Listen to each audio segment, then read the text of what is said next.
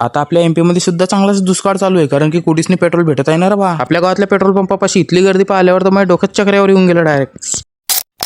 तर तो आजचा विषय असा झाला की आज सकाळी उठले एक भाडं आलं, पण ते भाडं चुकवता मी डायरेक्ट आला जसवंती पेट्रोल पंपाकडे, कारण काय गाडीमध्ये होतं फक्त 5-6 लिटर डिझेल आणि ते सुद्धा खतम कधी झालं तर मग लागलं असतं काम डायरेक्ट मधातच. अशा रिकाम्या झोपलेल्या गोष्ट कधी ऐकता अपूर रायसाना पोहोचले मला सुद्धा समजलं नाही. आता धीरे धीरे अपूर रायसाना तर आले. रायसानामध्ये येताच खेपी इकडे पुढे दिसून गेली आपल्याला जेसीबी, इकडे पेट्रोल पंपावर येताच खेपी ते बीच, आणि हे भेटून गेला आपल्या गावातले हडवाय असे पोट्टे भेटतच राहता भाऊ आपल्याला. आपल्या गावातल्या पोट्ट्याला सोडा नाही, ह्या जसवंतीच्या आतंकवादीला पहा मग तुम्ही, याला खतरनाक माणूस आहे डायरेक्ट. याच्यासोबत गोष्टी करता करता मी डायरेक्ट घेऊन गेला जसवंतीमध्ये, कारण की आपली पिकअप बी जसवंतीमध्ये येईल होती. तर मग म्हटलं पाहून येऊ जरा कुठे लागली आपली पिकअप. तर मागून जाऊन पाहिलं तर असं वाटतं की आपल्या पिकअप सारखीच आहे, पण पाशी जाऊन पाहिलं तर आपली पिकअपच आहे ना. हे विजुदा पैसे होते, हे विजुदा काय करताय काय माहिती का कामाडी ना. टाइमपास करता आला मी पेट्रोल पंपावर डायरेक्ट डिझेल टाकलं, हेड झाली टाके फुल आपली डायरेक्ट. का रे बा काटा उठणं रे बा काटायला पाहून पहिले तर आपलं मन खुश होऊन गेला, मग काय काटायला पाहताच की आपण निघाले डायरेक्ट आपल्या घरी जायसाठी. तर लोक तुम्ही फॉलो करून घ्या.